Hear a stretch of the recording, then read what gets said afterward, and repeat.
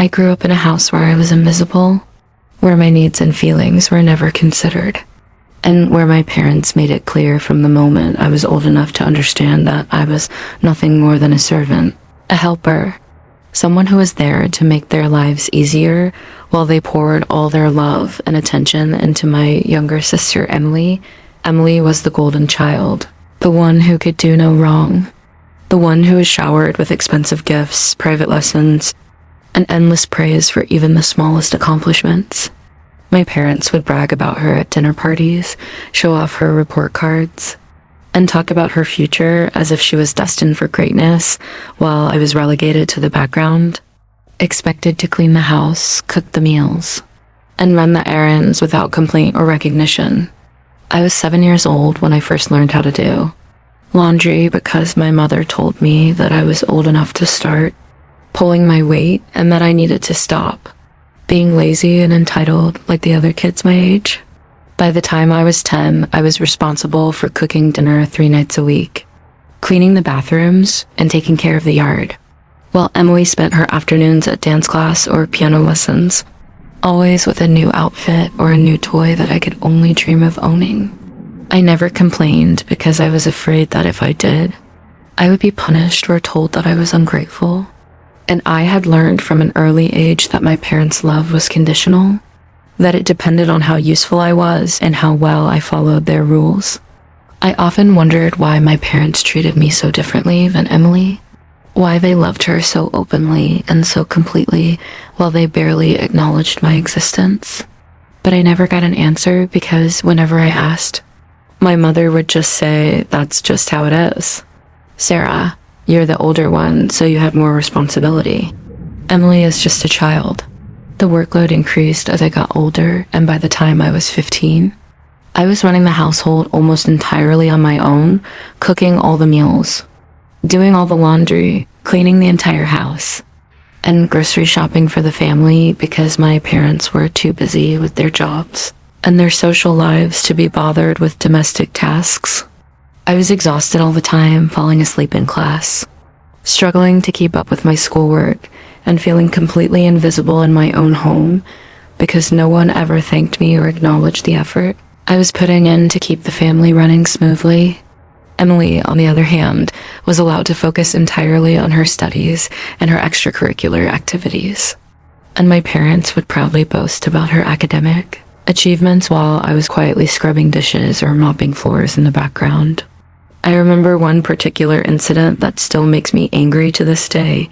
I had worked for weeks on a school project, staying up late every night after I had finished all my chores, and I had earned the highest grade in my class. When I showed my parents my project, my mother barely glanced at it before saying, "That's nice, honey. Now can you go start dinner? We're having guests tonight." That was it. No praise, no celebration, no recognition of my hard work or success.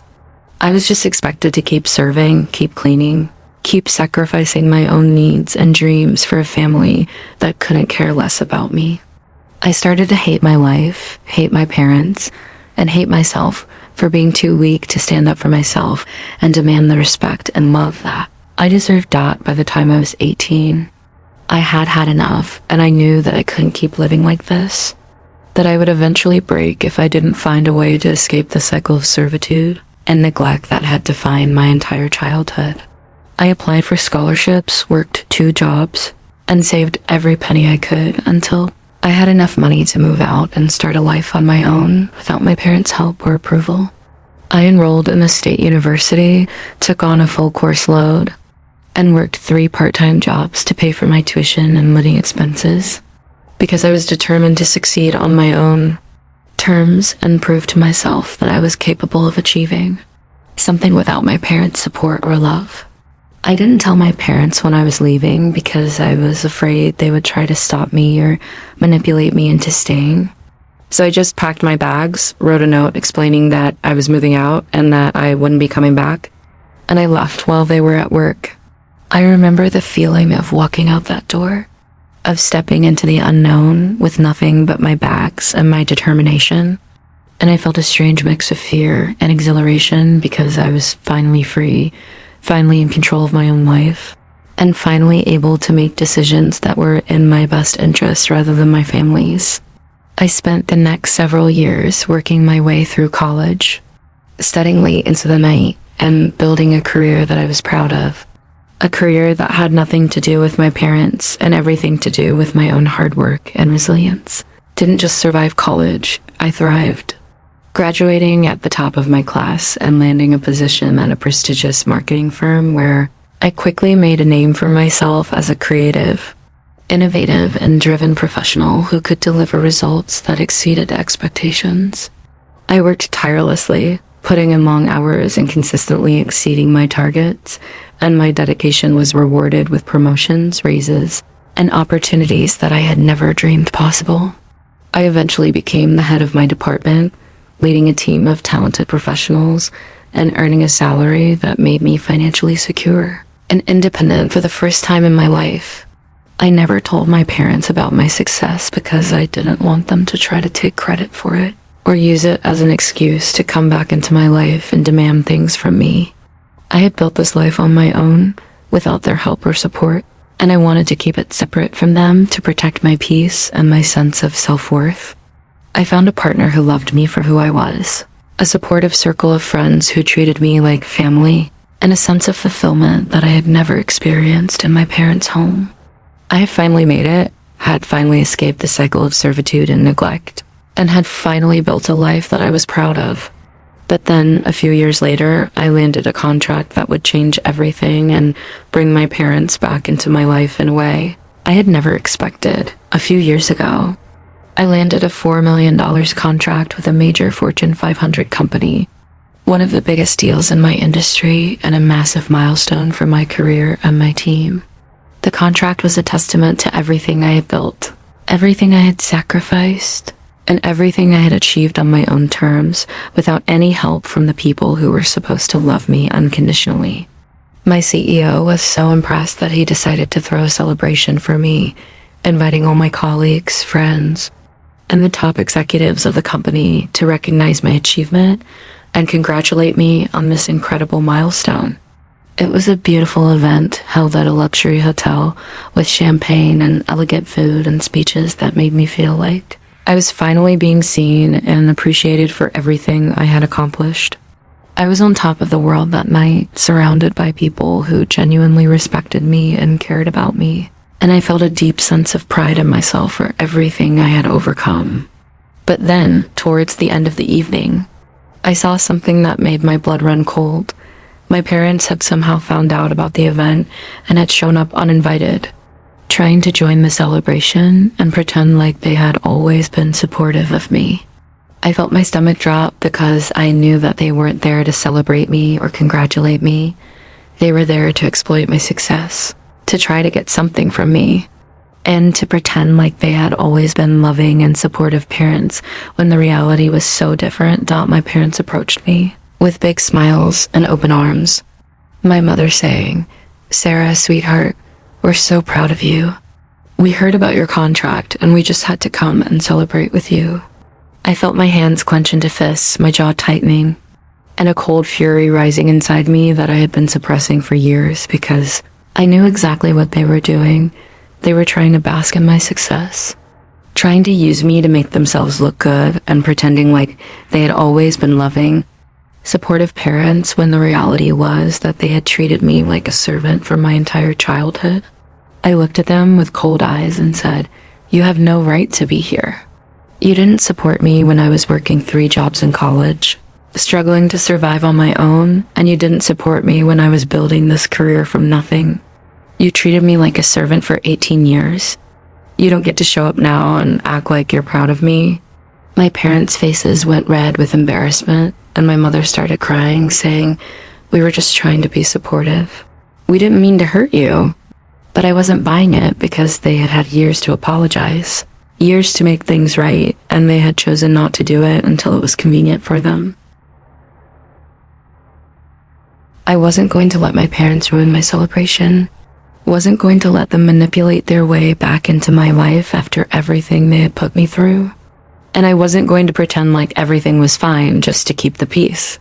I looked at my parents with cold eyes and said, You need to leave. Now, this event is for people who actually supported me, and you are not welcome here." My mother started crying louder, my father started yelling, and the other guests just started staring because they had no idea what was happening or why my parents were causing such a scene. I signaled to the security guard who was standing by the door, and he walked over and escorted my parents out of the event while they shouted and cried and made a scene that would have embarrassed me if I had any shame left about them. I watched them leave, felt a strange mixture of sadness and satisfaction, and then I turned back to my guests and said, "I'm sorry about that. There are some people who will never change, and I have learned to protect my peace." The evening continued. My colleagues and friends rallied around me, and my CEO gave an inspiring speech about how I was an example of how hard work and dedication could overcome any obstacle.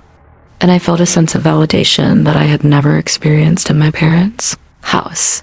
The days and weeks after the event were filled with voicemails and texts from my parents, all of them begging me to meet with them, apologizing for their behavior, and claiming that they had changed and that they wanted to make things right. I didn't respond to any of their messages because I had been down this road before, had heard all their empty promises, and had been disappointed too many times to believe that anything had changed. My parents even showed up at my office unannounced, demanding to see me and causing a scene in the lobby, but I had them escorted out by security and told them that they were not welcome to come back. I knew that they were only reaching out because they wanted something, because they had seen the media attention I was getting for my work, and because they wanted to bask in my success and take credit for it despite the fact that they had done absolutely nothing to help me achieve it. I had worked so hard to get to where I was, so hard to escape the cycle of abuse and neglect, and I wasn't going to let them take it away from me by pretending like they were suddenly loving, supportive parents who had always believed in me. It was hard, so incredibly hard, to keep pushing them away because there was a part of me that still wanted their love and approval. But I knew that if I let them back into my life, they would just destroy everything I had built and leave me broken all over again. My parents didn't give up easily, and eventually they started threatening to take legal action against me, claiming that they were entitled to some of my success because they had supported me during my childhood. I couldn't believe what I was hearing because I had supported them for my entire childhood. I had cooked, cleaned, and cared for them while they ignored me and poured all their love into. Anyway, I had a lawyer draft a cease and desist letter, warning my parents that if they continued to harass me, I would take legal action against them for emotional distress and harassment.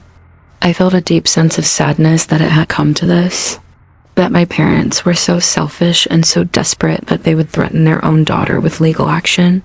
But I also felt a sense of empowerment because I was finally standing up for myself and refusing to let them bully me anymore. I knew that the threats were just empty promises, that they didn't have a leg to stand on legally, and that they were just trying to scare me into giving them what they wanted, money and access to the life I had built without them. I refused to let them win, refused to let them destroy my peace of mind, and refused to let them take credit for everything I had achieved on my own. I eventually reconnected with my siblings, who had also been treated like servants by our parents, and we started talking about our childhood experiences and the trauma that we had all endured because of our parents' favoritism and neglect. We shared stories, cried together, and slowly started to heal as a group, supporting each other and holding each other accountable for breaking the cycle of abuse that had defined our family for so long. We had to set firm boundaries with our parents, had to be willing to walk away if they couldn't respect those boundaries, and had to learn to let go of the hope that they would ever change or become the parents we deserved. It was incredibly painful, but it was necessary if we wanted to break the cycle and build healthy, happy lives for ourselves. I started going to therapy, processing the trauma, and learning to forgive myself for the years I had spent feeling worthless and unloved. My parents tried to reach out to us, but we all held firm, refusing to give them the access they were craving because we knew that they hadn't changed, that they were still the same selfish, neglectful people who had treated us like servants for our entire childhoods, The media attention from my $4 million contract brought a lot of public interest, and I was invited to speak at conferences and events around the country, sharing my story of overcoming adversity and building a successful career from nothing. I didn't talk about my parents much in public, but I mentioned that I had grown up in a difficult family and had learned to rely on myself rather than expecting others to support me. My story resonated with so many people who had also been overlooked, dismissed, and treated like they were worthless by the people who were supposed to love them unconditionally. I received hundreds of messages from people thanking me for sharing my story, telling me that it had given them hope and inspired them to keep going even when it felt impossible.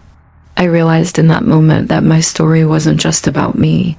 It was about everyone who had ever been treated like they were less than they were worth, and that sharing it was a way of helping others heal and find their own strength. My parents saw the media coverage, of course, and they reached out again, trying to use it as an excuse to come back into my life. But I refused to engage with them because I had moved on, and I knew that they were never going to change. Eventually made the decision to cut my parents out of my life completely, blocking their numbers and cutting off all contact because I knew that keeping them in my life was only hurting me and preventing me from fully healing from the trauma of my childhood. It was a difficult decision, but it was also the most freeing decision I had ever made because I no longer had to worry about their expectations, their criticism, or their manipulation. I could focus on my own life, my own goals, and my own happiness without the weight of their judgment holding me down. I have never regretted the decision because I know that I deserve to be surrounded by people who love me and support me, not people who try to take credit for my success and manipulate me for their own gain. I have built a beautiful life, a successful career, and a loving family of my own, and I am proud of everything I have achieved.